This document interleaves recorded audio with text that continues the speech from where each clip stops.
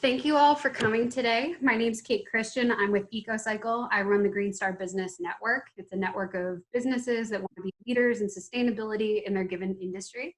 Today, continuing our energy series with Craig Eicher from Xcel Energy. Craig, and tell us a little bit about yourself. Hey, good morning, everybody, or is it afternoon already? I can't tell. Nice to be along. Thanks very much for inviting me, Kate, and hi, everybody out there. I am, okay, well, first of all, I'm going to say I'm disappointed because this was originally planned to be an Avery Brewing Company a month or so ago, and I was really looking forward to that IPA, but oh well, I'll just have to live with my glass of water next to me here. Anyway, my name's Craig Eicher, and I'm the area manager for Xcel Energy in the Boulder and Grand Counties region. My job is to manage the relationships with our local governments and our key stakeholders, including EcoCycle, but also all of our city and county governments. So I'm really excited always to have the chance to talk to people in the community, as well as businesses who are aimed at in the same direction we're aimed, and that is to vastly improving our sustainability as a company and lowering our carbon footprints. And that's what I'd like to talk just for a few minutes today with you folks about, if that'd be okay. I have some slides up, and hopefully a lot of you folks can see them. We're talking about building a clean energy future. And oh, by the way, please don't hesitate to just jump in and ask a question if you have one. I won't be offended at all. In fact, I like questions. Our first slide just shows what Xcel Energy is as far as a company. A lot of folks don't realize that we serve in parts of 8 states, mostly, of course, is the upper Midwest, but then including Colorado, parts of Texas, and New Mexico. And we have been nationally recognized for more than a decade for our wind and solar energy investments, our efficiency. And I'm going to talk a little bit about energy efficiency later, because that is probably something that most of you folks are interested in. We have what we like to call a changing energy landscape. And if you pay attention at all, and it's hard to ignore these the stories these days about energy, about climate change, but all of the associated factors with that particular problem. And there's new technologies being unveiled all of the time. There's also a lot of focus on policy and public policy, particularly in politics at the national level, but also at the state and local levels. They are very important to us. A lot of folks might think that we are resistant to policies and to regulation, when in fact we are looking for the right kinds of policies and regulations to help us achieve very aggressive climate goals. Here are our company's 3 main priorities. We want to lead the clean energy transition. We want to lower our carbon footprint. We want to increase the amount of carbon-free energy on our system, and we'll talk about that. We also want to enhance the customer experience in a way that allows our customers, residential customers, commercial and industrial, to have more choice, because we know that's what you want. We know that you're looking around at your options all the time, particularly with an eye towards that bill. And that is the 3rd pillar that we focus on, keeping our bills low, ensuring that you have the additional customer choice, but not have to pay a lot for it. Our clean energy transition timeline right now is this. This slide we have right now, we're looking at the 44% lower carbon emissions this past year over previous years, and it was the lowest reduction or the greatest reduction in carbon emissions we've had in our company's history. We're aiming towards a goal of 80% carbon-free energy by 2030. And then we have an aspirational goal of 100% carbon-free by 2050. And we're on track for the 2030 goal. We like to talk about 2050 as an aspirational goal because it's going to depend on technologies, policies, regulatory treatment, and rules that don't currently exist.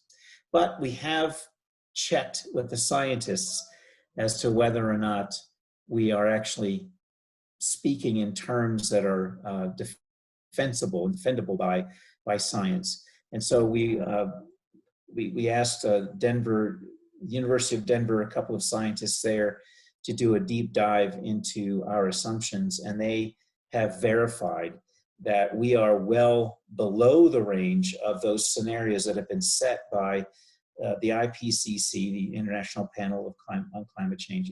Sorry, you know what it's called, the IPCC. It's flying out of my head right now, Kate. I apologize. The IPCC's lead authors have looked at this, and they have validated our assumptions relative to the other scenarios that have been set by utilities and by nations around the world. So we're very excited that we have this. Our goals actually exceed any of the commitments that our country had made in the Paris Agreement. So we know that we're overperforming in regards to these goals. Our clean energy vision is setting carbon emission reduction as the number one goal. We want to protect the energy reliability and affordability, of course. It's important that we don't tank our economy by achieving these goals, but also ensuring that your service is not interrupted in any way. But we do need the favorable support from our stakeholders as well as our states, and we're always going to our communities as well as our customers to ask for them to weigh in on our plans. Of course, the Public Utilities Commission in Denver has a very open and broad, publicly available process, but it's important that they do actually hear from people what you think and whether you support what our goals are and what our plans are. Our path to 80% by 2030, we're already well on our way toward this. As I said, we had a very large reduction in carbon emissions last year, and we've done this through the implementation of renewable energy on our system. We have more renewables coming online in the next few years.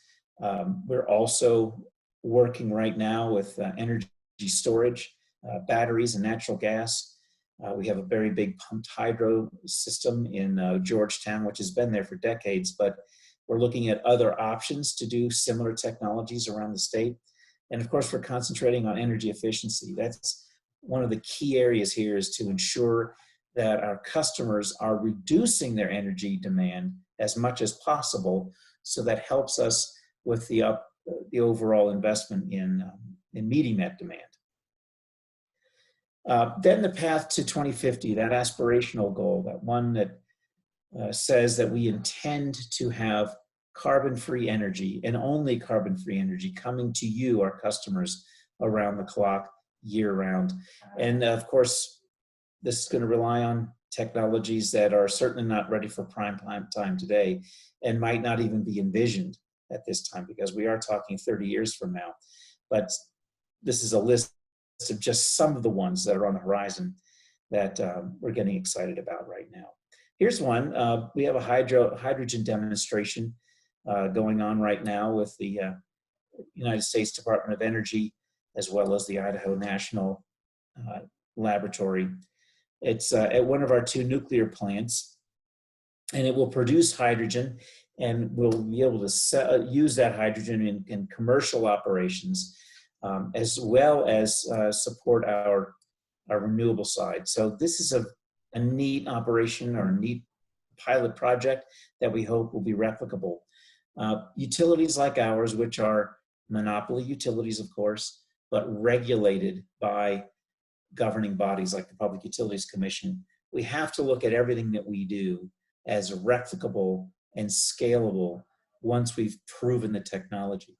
So we don't want to just do one-offs on a technology like this. We want to be able to say, this is an operation that worked very well. Let's now take it to the rest of our system. And then, of course, we'll share the technology with other utilities around the country so that they can use it as well.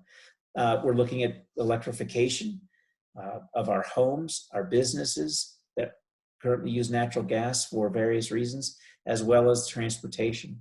This is an emerging growth opportunity, of course, for us, but it's also going to allow us to vastly lower the impact of fossil fuels in our culture and transition more of these traditional fossil fueled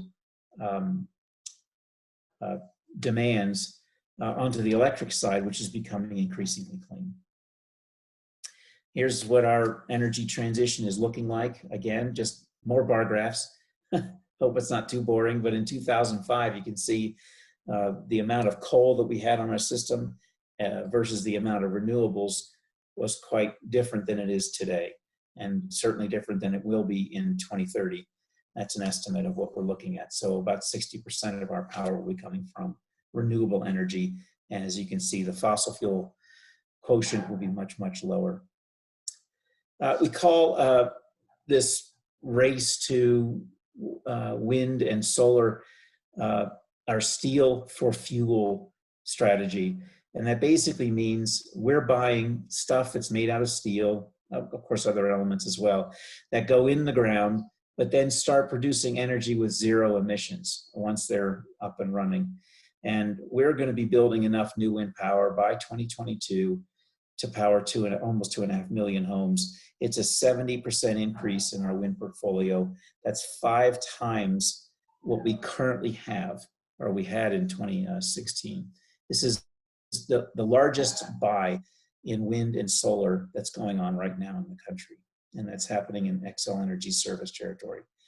The next slide shows the renewable energy programs that we currently offer. The top one we call Renewable Connect is our newest. We unveiled it in 2019, and it sold out very, very quickly when we opened it to our commercial and industrial customers. It turns out that a lot of businesses like yours really do want to be able to go green and are willing to pay a slight premium, which is, in this case, is tied to the avoided cost, we call it, the cost of natural gas. If natural gas, for example, starts to rise in cost, which it might at some point in the future, it has had historic lows now for several years, the cost of Renewable Connect will go down, or will provide a cost benefit to people who participate. But as of now, and the way we're looking at a phase 2 for Renewable Connect, it's going to be very flexible. It allows you to come on the system and then off the system if you want to subscribe for short durations or long durations and get a better benefit overall, but allows the business or the customer to claim all of the renewable energy certificates, the RECs, that is the green energy that we're actually producing. So the company, Xcel Energy, doesn't take the RECs, the participating customer does. And so this is a great, we're right now working on phase 2. We expect that we'll have a new, very large solar energy installation going in the ground by early 2021 and be able to have customers subscribe by next year as well. WindSource has been around since the late 90s. It's one of the most successful customer choice green energy programs in the country. Again, you get the RECs through that. Solar Rewards is, of course, a series of programs which allows you to have something on your house, or you can have a subscription to a community solar garden. And then Solar Connect is another one that we're developing too. It's going to result in new additive renewable energy in the state of Colorado. All of these programs depend on energy that has been built within the state of Colorado. Very important, because when a business is pitched by a broker for renewable energy certificates, very often that power is coming from some other system somewhere else, not even connected to Colorado. That's why it is generally very inexpensive, but it also has lower value. In our opinion, what we offer now, of course, is a very high value. This is where I want you folks to really think that you have great opportunity. If you want to really look at lowering your energy bill and vastly improving the sustainability of your business, please go to xcelenergy.com/programs and rebates and look at any of the 150 programs that we currently offer. Our customers have helped us avoid enough energy to accommodate 21 power plants. And that's a lot of fossil fuels we haven't burned over the years because of the robust programs that we offer our customers and our customers have participated in with us. Something as simple as a lighting retrofit to something a lot more involved as, say, energy design assistance, where we actually provide engineers to your company for a new facility or an expansion of your existing facility. These are ways that we're able to help you make these decisions to lower your energy bill and vastly improve the sustainability of your site. And finally, just want to graphically show you where our bills are. I know we said at the top that one of the 3 pillars that's most important to us is keeping our bills low. Our bills have been below the national average by over 30% now for several years. And we're very happy to say that we expect them to stay there, even despite the health crisis that we're in the middle of right now. We don't anticipate any major adjustments to our customers' bills. And we're very excited to provide all of these benefits to you, our customers. Here's my contact information. Please reach out to me anytime you like. And I'm very happy to take any questions you might have. Thank you so much for that, Craig. That was awesome. Everybody's thinking about their questions. I have one, just I'm curious. My background is in sustainable food systems. So I'm kind of a nerd about agriculture and how we can tie in sustainable agriculture to existing systems. So things like solar arrays or wind power. Has Xcel looked into agriculture, how to incorporate that into the existing land use that you have there as a means of like carbon sequestration or increasing biodiversity of the land? So I thought you were going to go in a different direction. I was trying to figure out what I was going to say in response. I thought you were going to talk about agriculture in conjunction, for example, with solar farms, because as you know, there are a lot of emerging technologies on how to mitigate the impact that a solar panel or a field of solar panels have on the biome that's immediately beneath it. And so there's some new and exciting technology there about coming up with the kinds of plants that would survive under that kind of shade, whereas you might not have that in place now. So we don't do the kinds of research that you're asking about. On biomass, we do have some biomass technologies that have been kind of in existence for a long time. For a while, we had a chicken fertilizer plant that was producing for us, and I don't believe that we still have that arrangement anymore. I think what I want to say is our company is very open and is agnostic to the technologies that we know are going to be brought to us over the next 30 years to help us get to that 100% carbon-free goal. Absolutely, we're going to be looking at all of those and hoping that there's a lot of innovation going on out there. Can you actually speak to what you thought I was going to ask before? Because that is kind of, I'm curious about that as well. Right. Well, there are 2 large solar gardens that are in Boulder County. Well, one is already here and the other one is being planned and built as we speak. The first one is, I think, a 4 megawatt size at IBM, very close to your house. And if anybody's driven past the IBM campus in Gun Barrel or along the diagonal between Boulder and Longmont, you've seen a very large new solar system that went in late last year. And they had it raised off the ground and they made sure that the grass they planted underneath it was going to be appropriate. And then they incorporated sheep that graze and keep the grass down.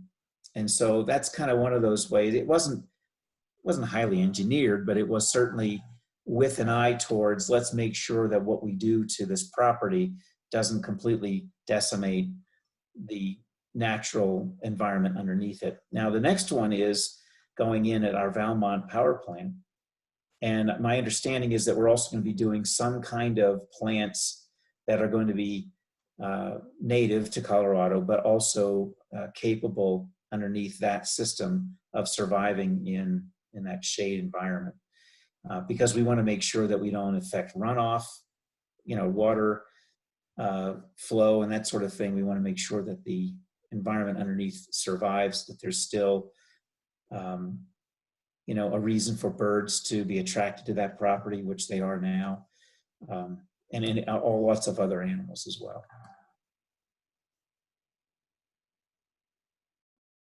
I had another question about, you had a slide. I don't know if you feel comfortable going back or would. Absolutely.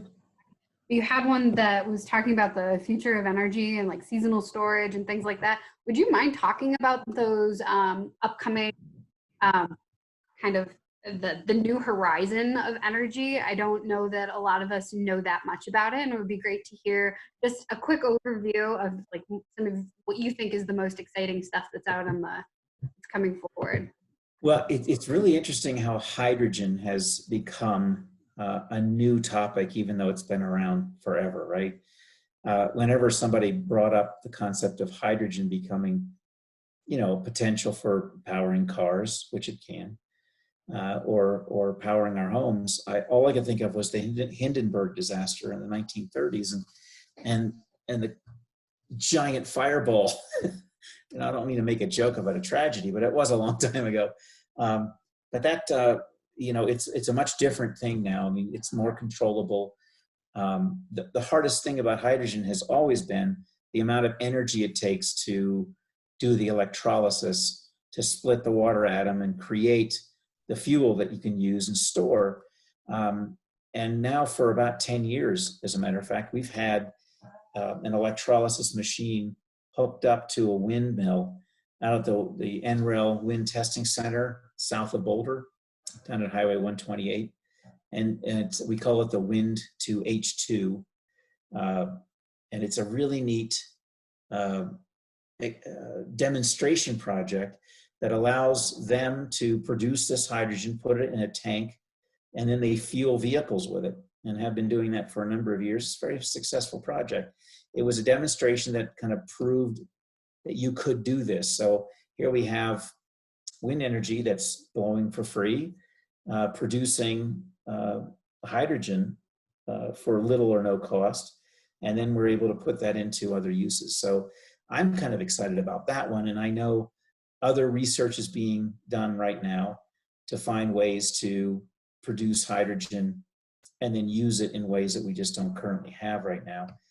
The advanced nuclear, it would be neat if anybody cared to just Google that term, and you'll be able to see all sorts of concepts. And really what you're talking about here is vastly downsizing the size of a plant to even something as small as will go into somebody's neighborhood. You could have like several homes that are being fed off of a small nuclear reactor that's modular, completely contained, that from what I understand, this new technologies can produce little or no waste, and it's much less troublesome from the long-term storage perspective, and it's like I said, it's contained, so you don't have the concern that you would with a large operation, with the China syndrome, that kind of thing. These are probably two of the more exciting things I've been reading about over recent years. All right. Well, does anybody else have any questions? Let's see. Craig, I think you can see it on your dashboard as well, but I'll read it for everybody else. So Nick had a question, said, I've looked at doing solar for my home in Longmont, but the ROI is 15 or so years versus the 10 for Xcel customers where the utility is not owned by the city. What would your recommendations be for someone in my situation? So that is a surprising number. I was surprised to hear that. because I don't know Longmont's rates by heart, but I know they're not vastly different from ours. Well, I don't know. You know, we don't serve Longmont, as you know, and my only suggestion would be, have you checked around with other providers, with other developers, and see what they would say to you? Because I know there's a lot of solar in Longmont, and I'd be surprised that it's a 50-year payback. That just seems a little long to me compared to what I've heard from well, for years now in my region. And I think Longmont is looking at doing solar gardens too. You know, I know they are. I actually know the head of their electric utility is a nice guy. So what I would suggest is go contact Longmont and see what you can do. Just see if they have ideas. Just getting directly in contact with the Longmont utility. They're really good people. I think they're progressive thinkers now. They're just like us. They want to lower the carbon footprint as much as they can. And I would say that they'll probably find some way to work with you.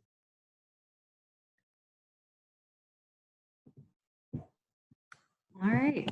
Thanks for that, Craig. Anybody else with any other questions? We have time for one more. If you get any more coming in. But in the meantime, Craig, thank you so much. This was super enlightening. I will send a follow-up email with links and Craig's contact information, a link to the video recording. It'll be on the EcoCycle YouTube page. We're creating our own playlist of all of the webinars that are coming out from this. Feel free to share them far and wide.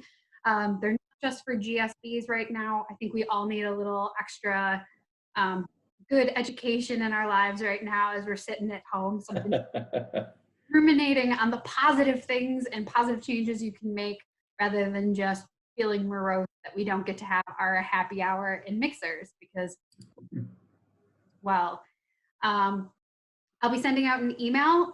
Again, another follow-up next week. Instead of a webinar, we'll be doing a coffee, like a coffee meetup kind of thing. So I'll provide the Zoom link and then it'll be all of us. We can log in. Craig, you are more than welcome to join as well. We'll just have a chat, form, kind of thinking about like, kind of like our mixers typically are, except I'm not providing the beer for you and you're not getting any delicious food unless you already have that in your house. So with that said, guys, I hope you had a great time. I don't see any new questions popping up. So Craig, I think you answered all of them. Again, thank you so much for being here. This was phenomenal. Thank you very much for the opportunity. I love talking about what we're doing. Have a great day, everybody. Have a good one, guys.